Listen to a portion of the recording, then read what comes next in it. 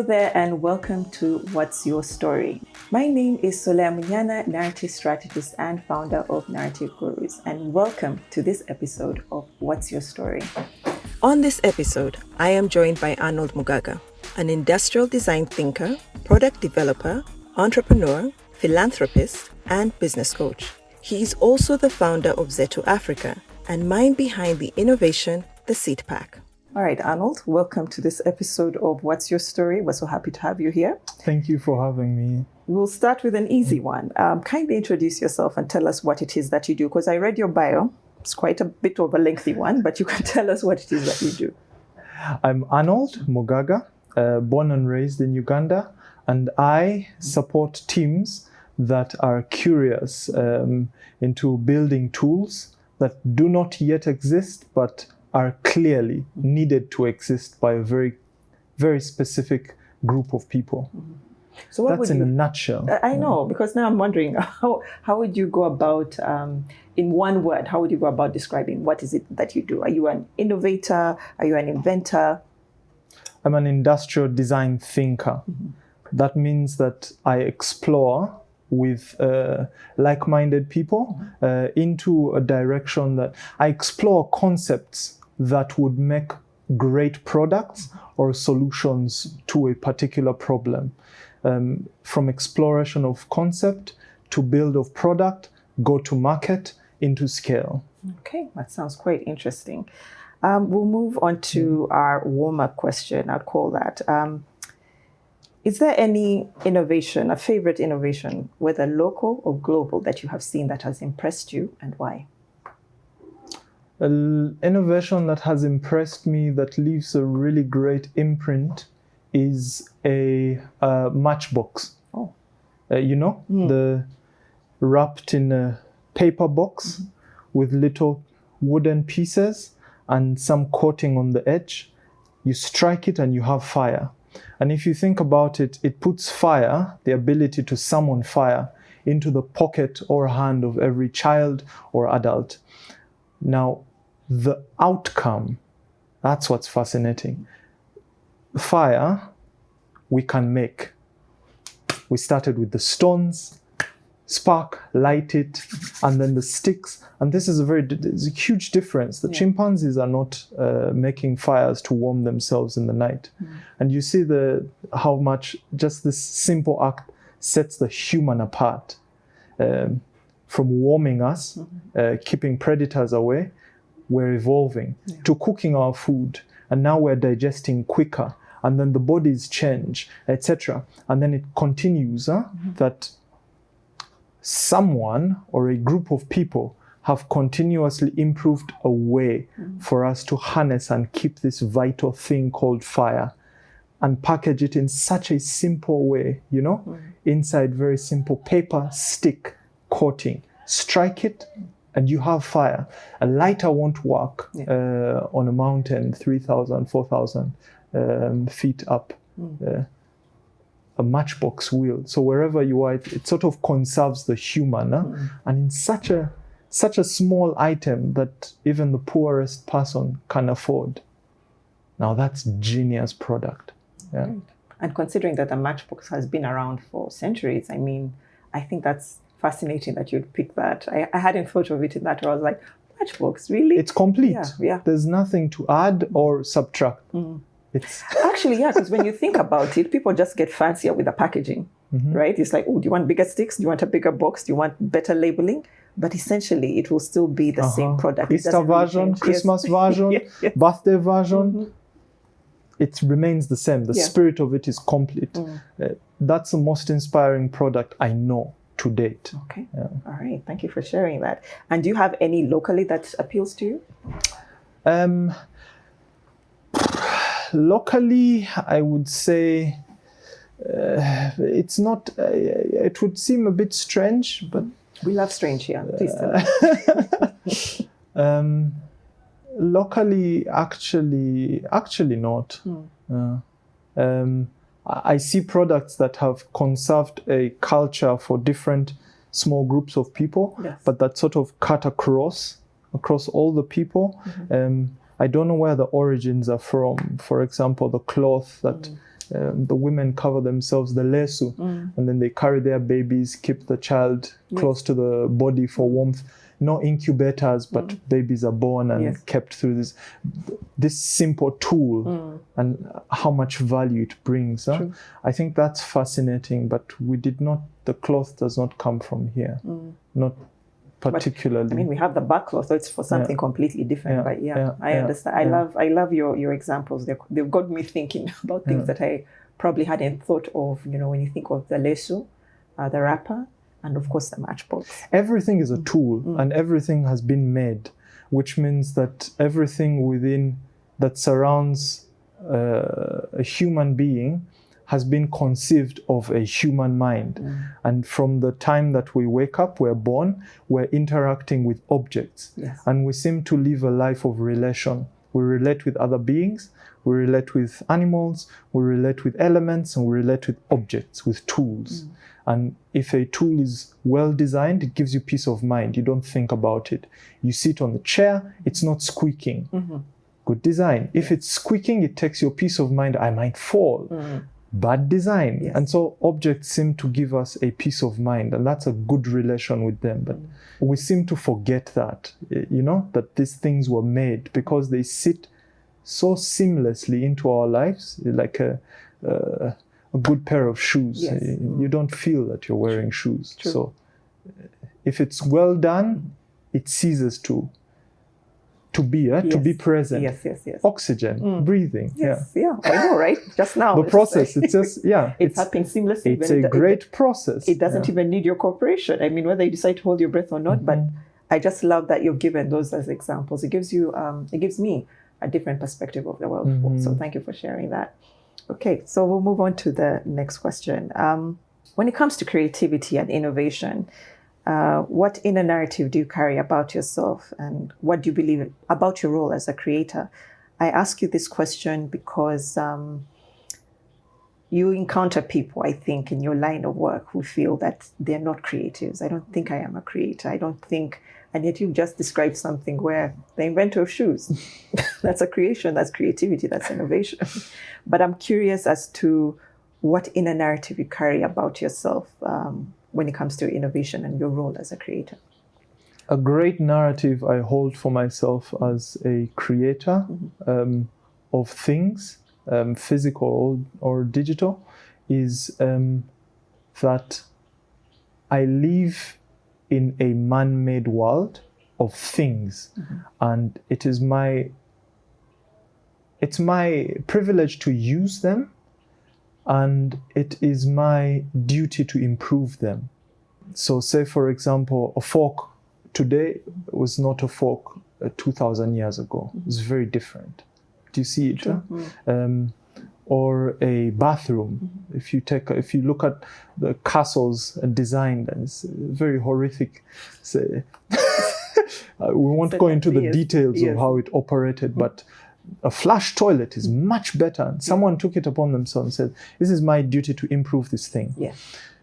A few years ago, I was sitting with friends, and we were having just a casual time. And there was a small story on the television.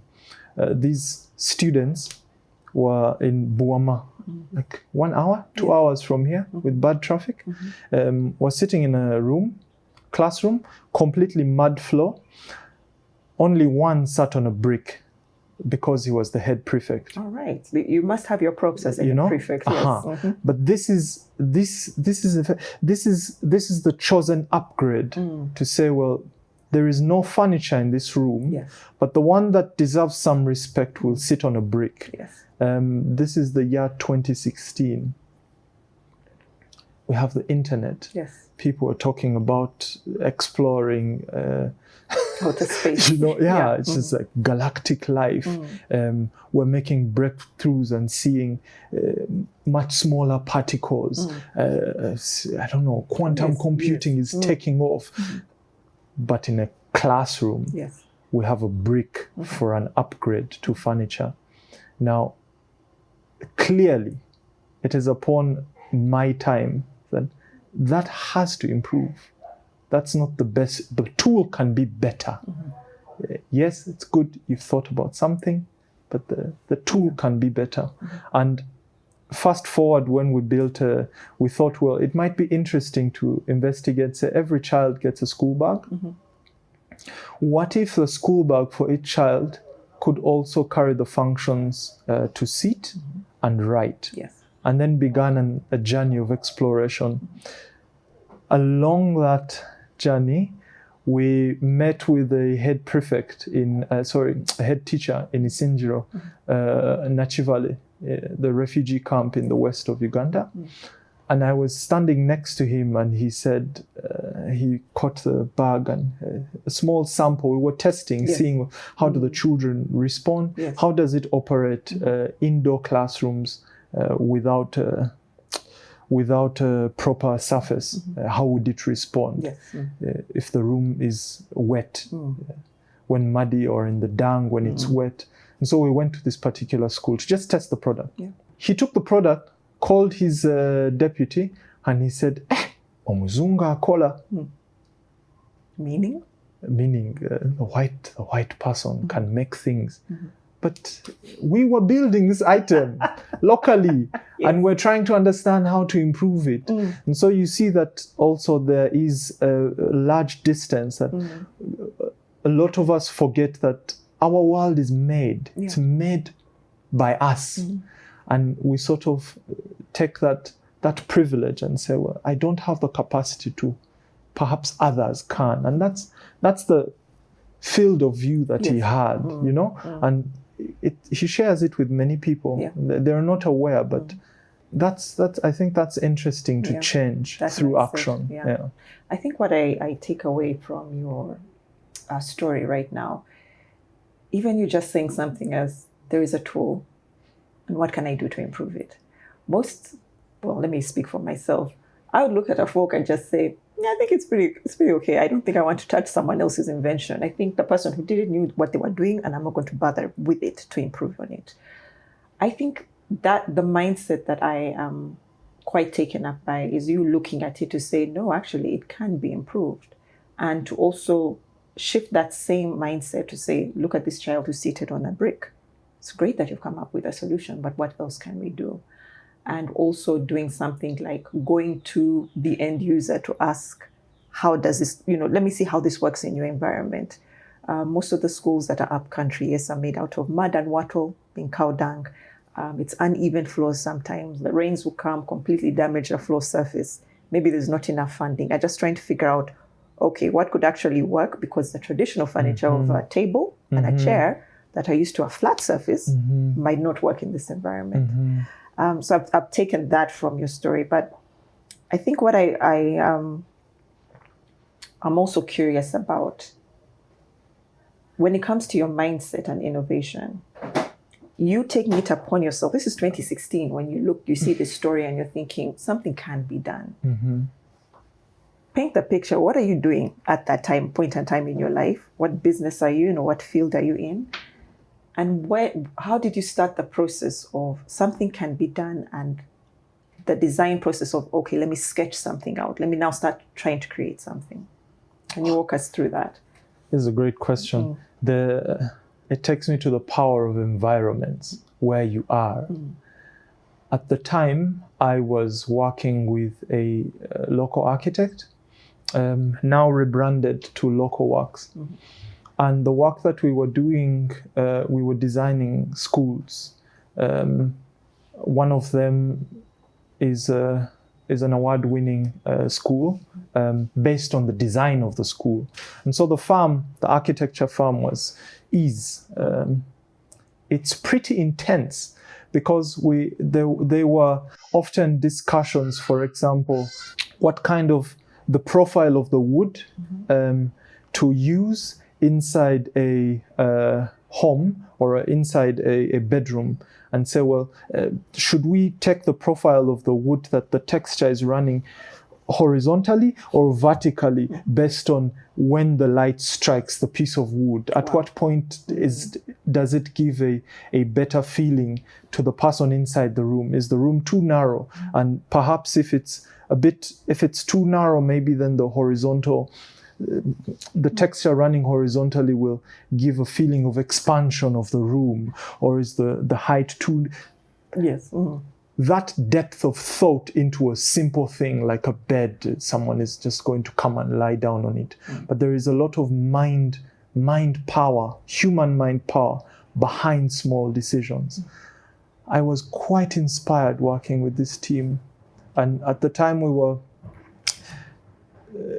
I remember a long discussion about how to create a gap in the ceiling of the classroom so that the natural light, the sun, could come and wash over the blackboard while the students are learning, so that at the end of the classroom, the one that sits behind, there's no need to turn the light on and increase the light bill for the school, because the natural sun is lighting the blackboard up without lighting the entire room and putting glare into direct glare into the kids' eyes, and make the classroom uncomfortable.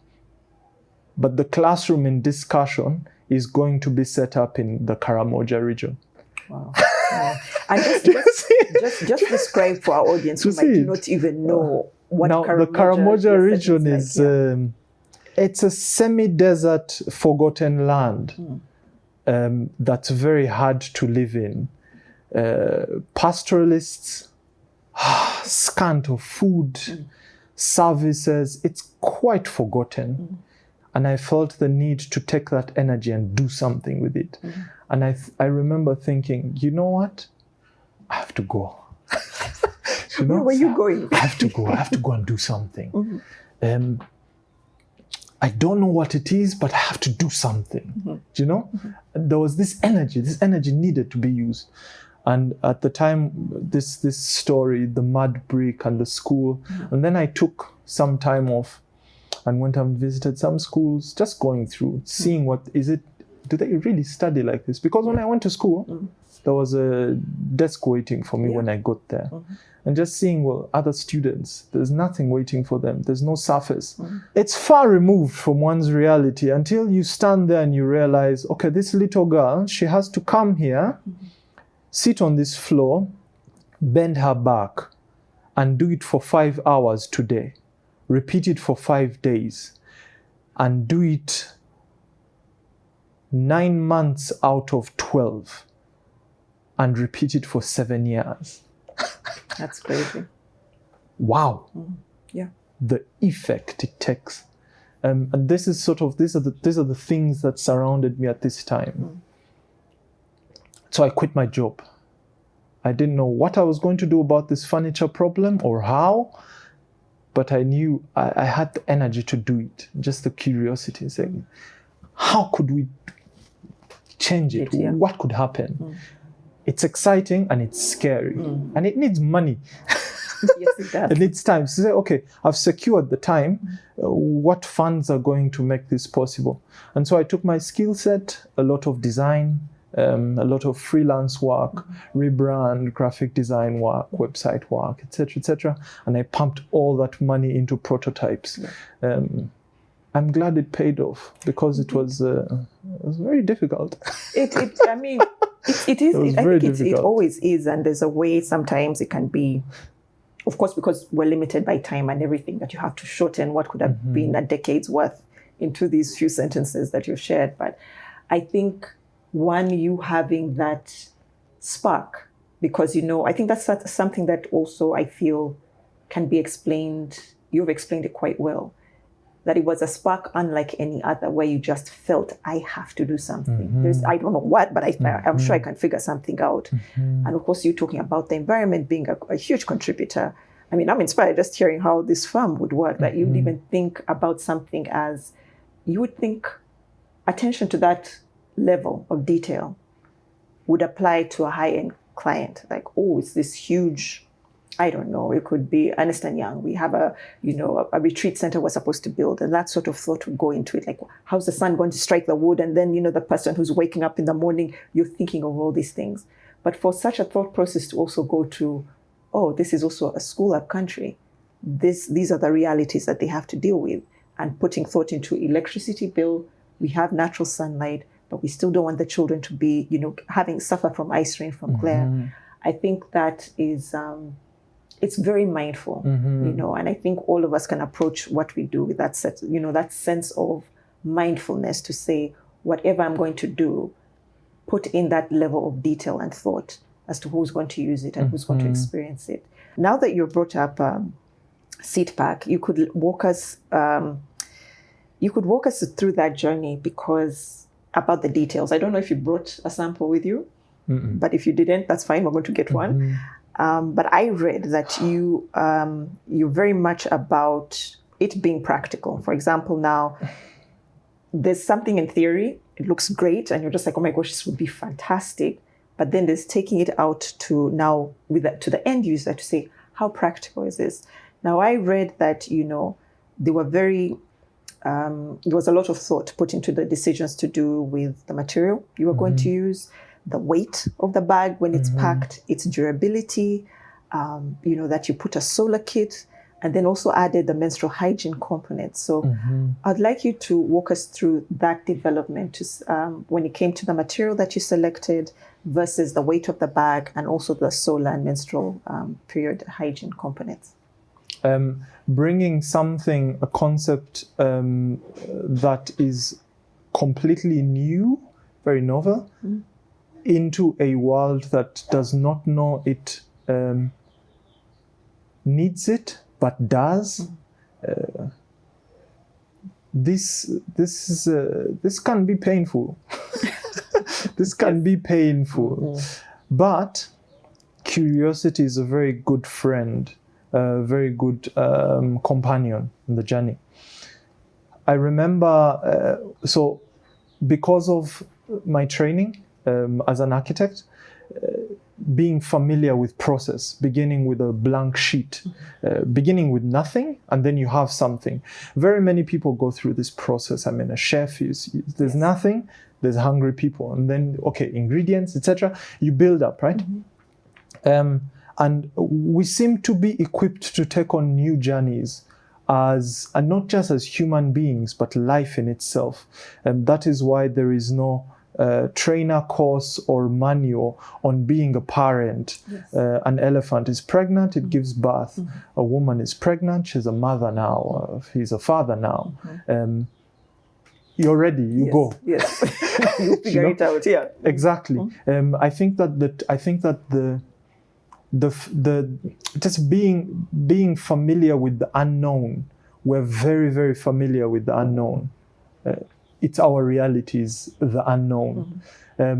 When I started with the seed pack, I was completely sold the concept in my mind and focused on figuring out if the product can be made to begin with, and then coming into all of the challenges around making a physical thing in a country whose industry is largely import, and its manufacturing it's very infant.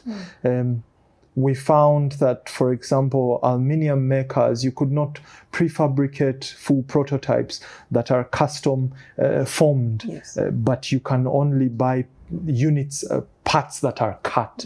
And so the making process with some key materials was only in the cutting, assembly, and moving and logistics. This was tricky, and to figure out, well, how do we assemble the thing locally if there is no industry to make it, and we can't start by buying machines and then putting the design out. So I started by going with who is working with materials that is simple to approach.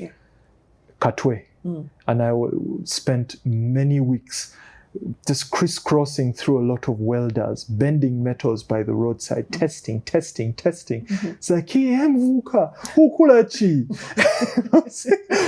like, you don't worry, just I have the sketches, we try, it doesn't work.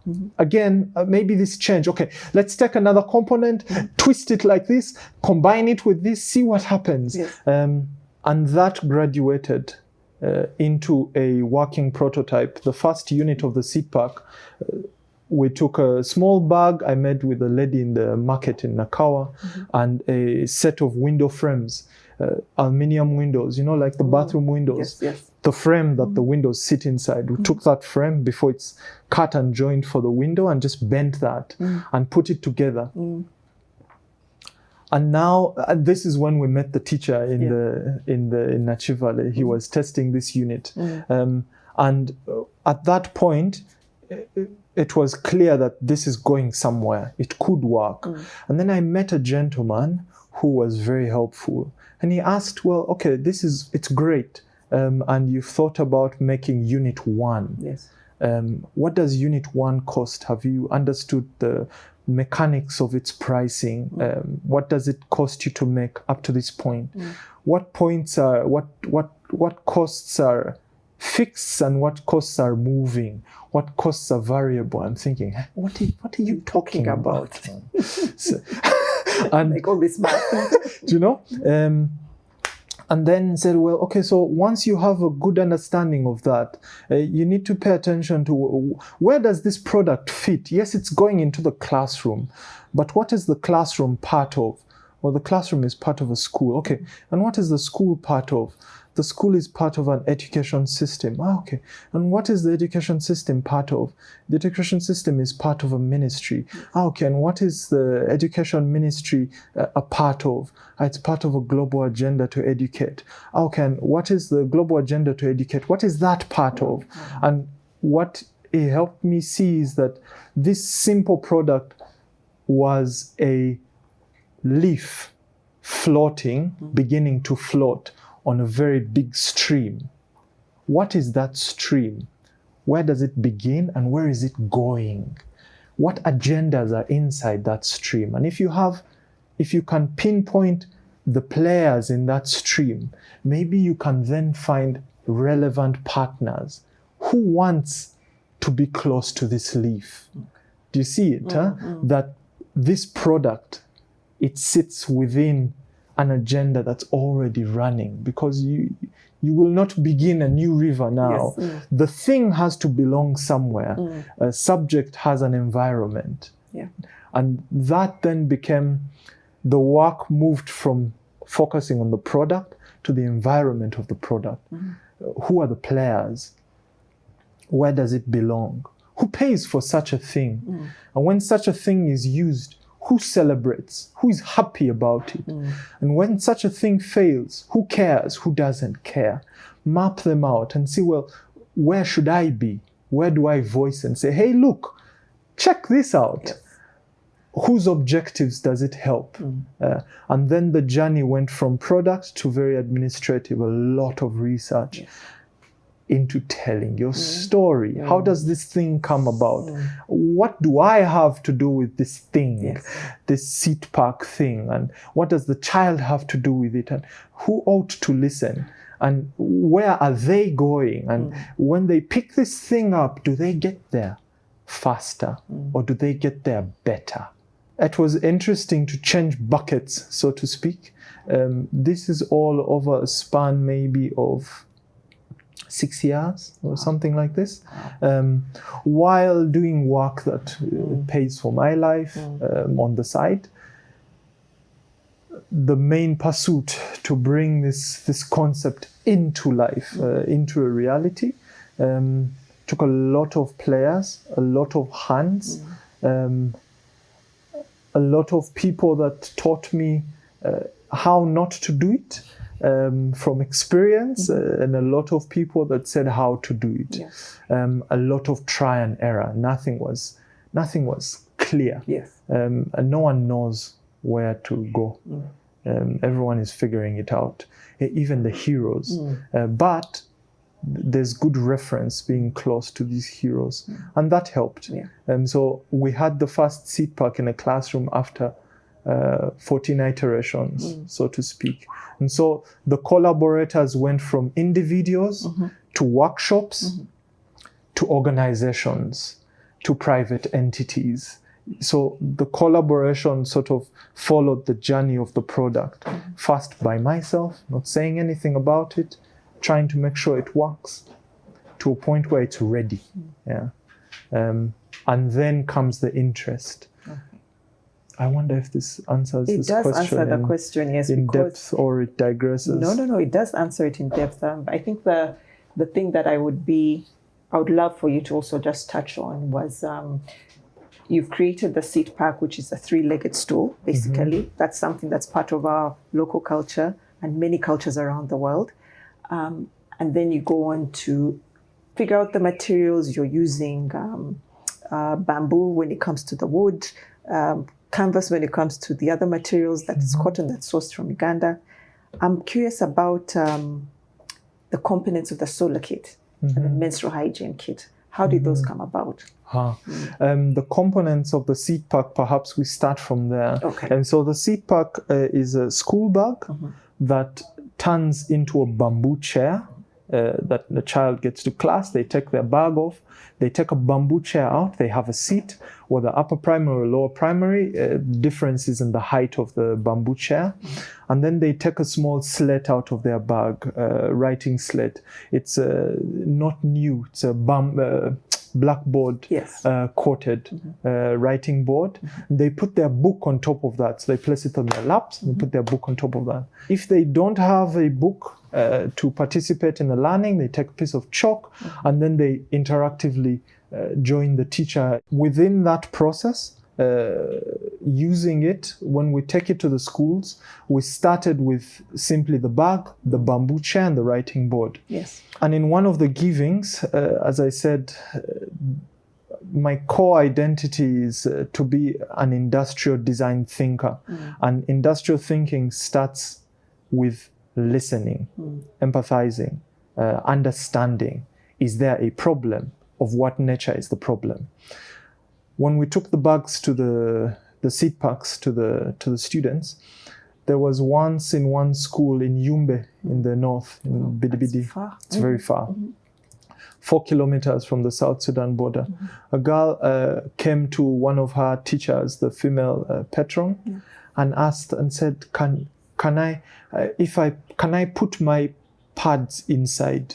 She asked if she can put her cloth inside. She wasn't using pads. Yes. She was using cloth. Yeah. Said, "Can I put my pads inside?" But she had a question. She wanted to ask, if I stain the cloth with blood, how do I clean it? Yes. And then we realized, you need a special compartment for that. And so we added a special compartment and the recyclable pads that they don't have to sort of and sort of use whatever they can use. Yeah. So the introduction of the pads came from a request by the students, just to listen and say, so that's really what she needs. She doesn't. Yes, you can use the soap. We told her you can clean it with soap, but we took the point, the unspoken home, because we listened. And then, much later, comes a request for but can I take it home with me? Yes, you can take it home with you. Okay. If I had a solar lamp, it would be nice because I can also do homework with it. And we thought, why didn't we think about it? So everything about the seat pack is designed by the students, the children. The effort that we put into is a selection of materials.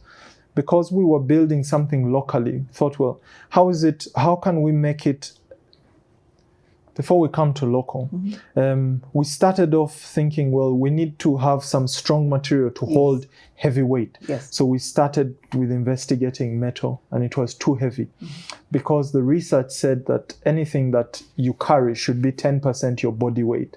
And if you take 10% the body weight of a girl, 6-year-old girl, metal, not very ideal. We tested with a kindergarten and realized this thing is very heavy. And so we went into aluminium, playing with aluminium. And the aluminium tests got us into the classroom, into trying with the first batch of students at a full classroom. Yes. And then we thought, well, let's import aluminium chairs with a Chinese manufacturer. We placed an order. Wuhan, this is 2019. Then COVID happened. We lost the complete order. Oh my God. So we ordered for 1,000 units and just we made a 70% deposit and we couldn't claim it. Yeah. They lost their factory or we have no idea what happened. But COVID, it was China, everything was closed. Yes. And so do we stop or do we continue? And realize, okay, we've been making the bag with synthetic canvas and aluminium. The synthetic canvas is imported. The traders don't have stock. The aluminium, the stock is lost. The order is not coming. The money is gone. We can't claim for it. We did not insure. Okay. Now, do we stop? What are the alternatives? We could get materials that are made locally. What's made locally? There's some cotton fabric, but it's not waterproof. The Kenyans make some cotton canvas that is waterproof. We reached out and found it. Say, okay, we can transport across the borders in case things stay closed. Yes. And now this aluminium, what can we substitute with? Wood is not as sustainable as it doesn't create a release on forest pressure like we hope to. Yes. Then comes the bamboo inquisition. Say, what if we could use bamboo? And then we start trying with different farmers, different species. None of us has found bamboo, but we're learning as we go, you know? And then we find the right species. Say, okay, so from moving materials because of this problem and the COVID and thinking, well, we have to find a way to make it locally so that if the borders are closed, we can still produce. Cut our costs by 50% to begin with, you know, and made it much cooler. And so the cotton canvas comes from Kenya, and the bamboo is planted in Moyo in the north of Uganda. It's very, very strong. And we process it from a government facility here, Uri. And so the process is very seamless. But how it's put together, we work with a very specific workshop and assemble it at our plant. The thought behind it being relevant for the child, the user, is, well, when we take it very far to the village. And so it doesn't have any zippers, no buckles. It's just thread. You close it by tying, you adjust it by tying. If anything gets spoiled, mommy or daddy finds this thread and fixes it. Okay. No questions asked. The bamboo is treated in a very light borax, which means that if they want to put it in their mouth, it's okay, but insects are not going to climb inside and take refuge and make a home and spoil it. So it will last for 5 years. 600 grams heavy. The solar, we realize now when we give it to the kids, they can study at school with the bamboo, yes, and then when they go home, they do their chores, they have lighting, they are cooking and doing homework. And sometimes they don't just go home, they go to the kiosk and wait for mommy.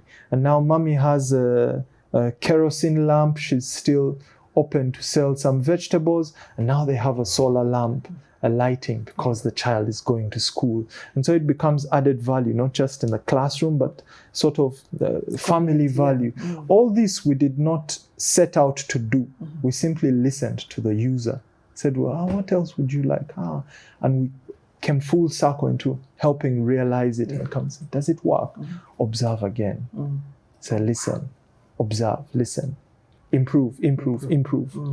I love what you've had to share about keeping the end user in mind and also being pleasantly surprised by all of this. I mean, when you talked about this and said, you know, there's all these advancements. Yes, we have AI, we have technology moving forward, we have the internet, and yet just a few kilometers away, the child who's going to school with no furniture, maybe there's no electricity. You go a couple of kilometers further, someone is even off-grid. There is no access to electricity, even if they wanted it. There's a reality of their lives, you know.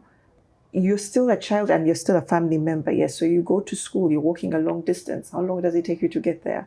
You study for most of the day and you have to walk all the way back. And that also entails you coming home to do your chores, because it will be go and collect water, go bring in the goats, go and, you know, maybe look after your sister, your little brother. And then you can sit down to do your homework. By then it's already 7 p.m., 8 p.m., it's dark.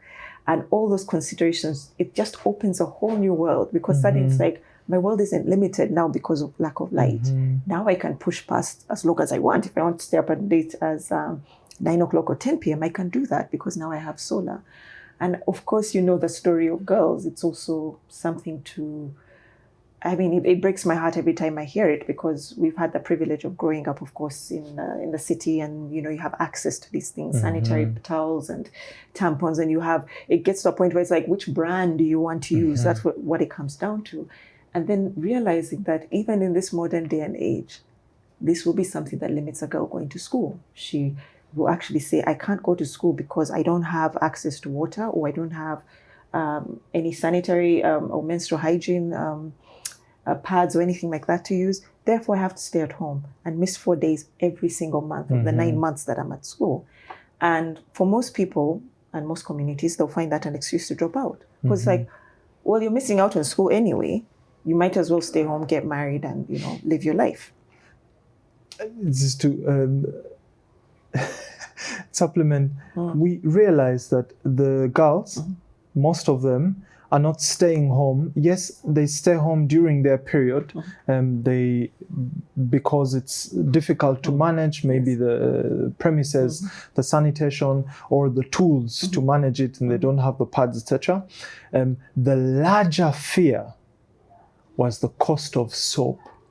When I come to school and I'm on my period and I stain, that means that daddy has to pay 11,000 shillings on soap for me to clean the stain out, and he's going to be angry. Yes. So I stay home. I didn't see that coming. I never anticipated that soap had anything to do with it. I was shocked. Yeah. But I think it just goes to show, because hopefully the data will show as time goes on now, that, you know, when a girl goes through that life-changing period in her life, pun intended,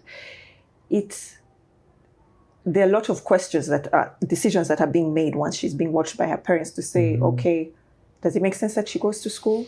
I think she's now grown. Everyone else, the pressure starts coming up that she's grown. She can get married. She can have kids now. And the fact that something as simple as introducing a menstrual hygiene component, solar, it goes to show that I won't slack on my chores. You know, I'll still be a part of this family, being able to contribute. But at the same time, I'll still be able to go to school. These things will still be taken care of. There's no money coming out of your pocket, Dad, because now you have to buy soap. So I think probably you're going to have another story as to Africa much later on to say we had an impact when it came to girls, the rate of girls dropping out of school, and also early childhood marriages as well being impacted. Thank you for sharing that. Okay. There's this other question that I have for you when it comes to the lone genius. It's partly our fault as media. When you look at Einstein and other people, Thomas Edison is the lone genius in his lab, in his shack, coming up with all these inventions by himself, and he's able to come up with the light bulb, the telephone, figures out gravity, theories and things like that.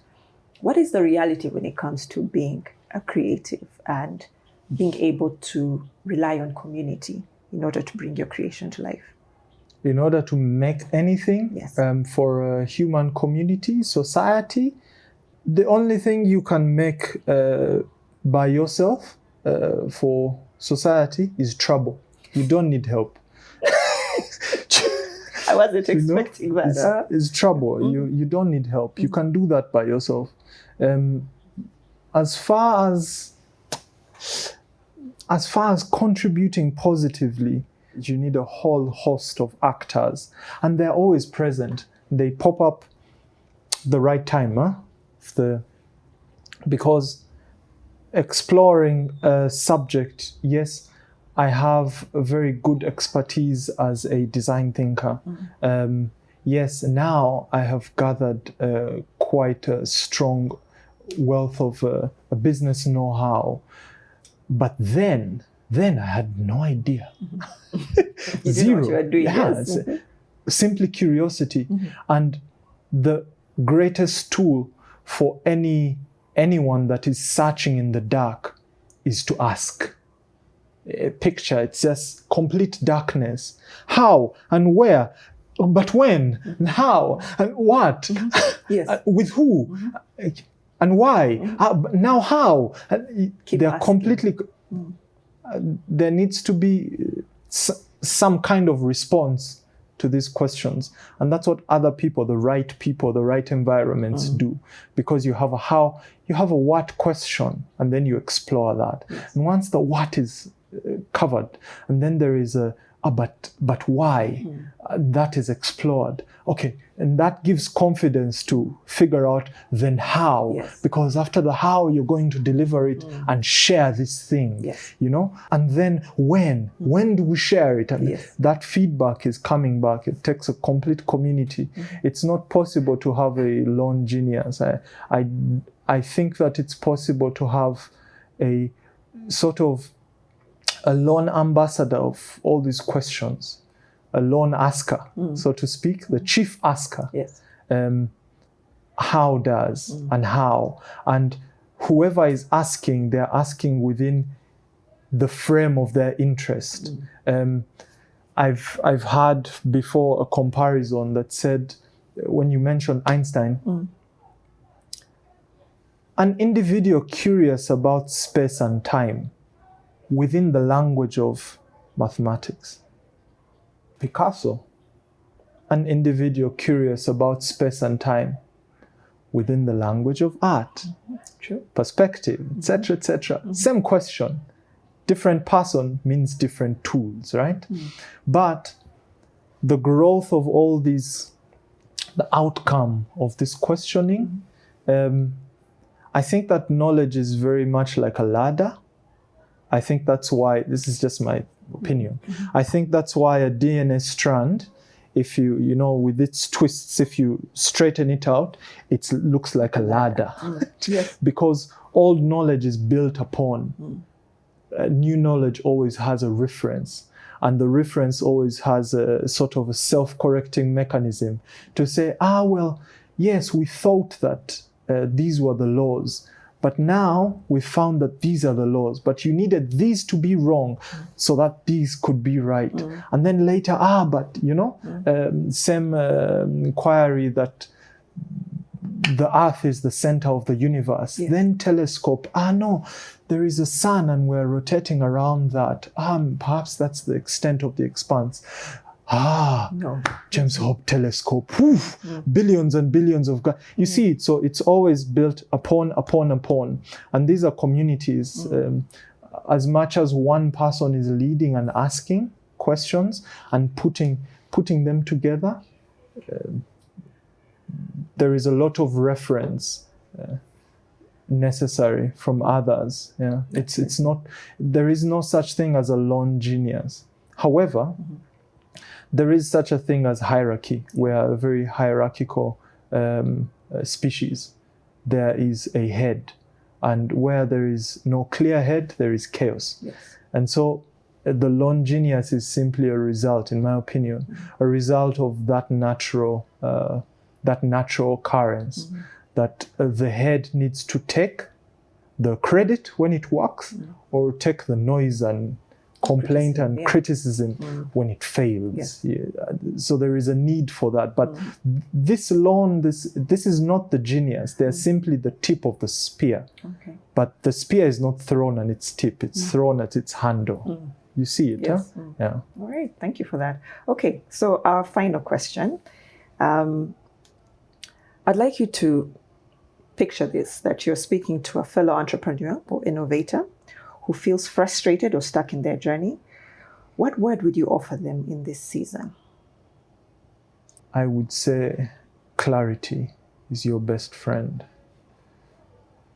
And clarity needs to be sought every morning and every evening. Yes, that's true. Do you know? Why are you doing it? Yeah. What do you want to do? Ask one question. Maybe your process is at a point of what, which means it's very early or it's very late. It's in processes, it's moving.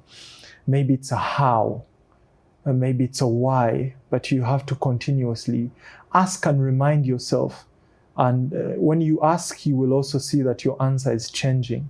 But you need It's like fueling. To drive the car, you need to park at a petrol station and continue. And for a running business, we say that the petrol station is the fuel is cash. That you need to put cash in the vehicle to move forward. You pay people, experiment, find new markets, build new products, etc. But as far as you the individual goes, clarity. It has to be clear to you why you're doing it. It has to be clear what you're doing. And you seek this clarity every day. Because every day you change. And so every day the answer to your clarity will change. It's upon you to see by what degree does it require that my entire North Star is moving.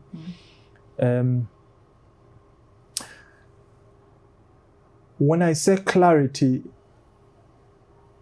think of it like a boat on it's a vast body of water, where the business where you want to do this thing, or you want to say I am so and so.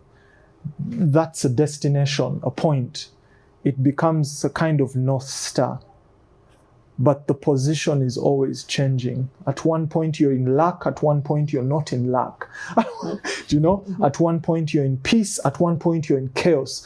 The boat is moving because the winds are real, but the North Star does not change. And it's upon you to ask, where is North? Is it still North? And be honest with yourself. Because at some point, you're no longer interested in that North. And you can turn that boat around. It's your life. You know? So long as North is clear, North has to be clear. So what is North? I feel like you could give a full masterclass on this. Okay. Yeah, it's a whole thing.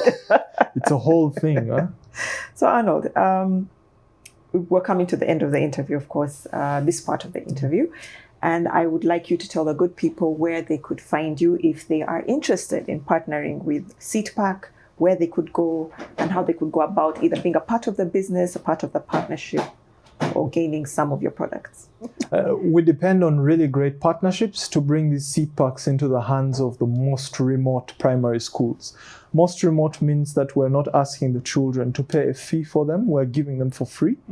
And so whoever would love to take part as an individual or as an organization, seatpack.org, that's seat, S-E-A-T pack.org. You can reach us on any social channel through the website and figure out together, well, what do you want to achieve through the partnership, and who do you want to support? Is there a specific group of children you would like to support, or would you like to take on a group that is already on the very long waiting list?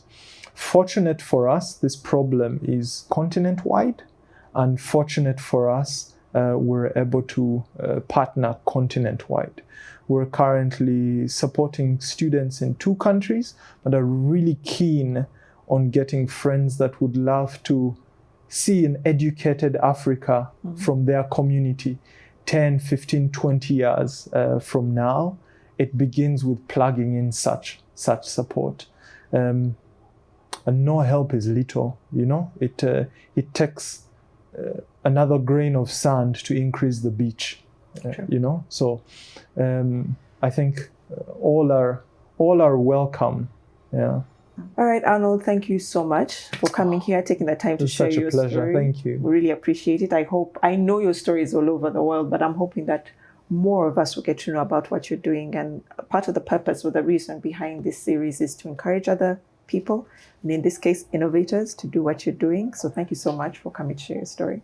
Thank you. And to the rest of you who joined us, thank you so much for doing so. And if there's any part of Arnold's story that resonated with you, please let us know in the comments. You know the drill. Like, share, and subscribe, and tell a friend to watch this episode. All right then, until next time, I'm Solea Munyana, and you have been watching What's Your Story?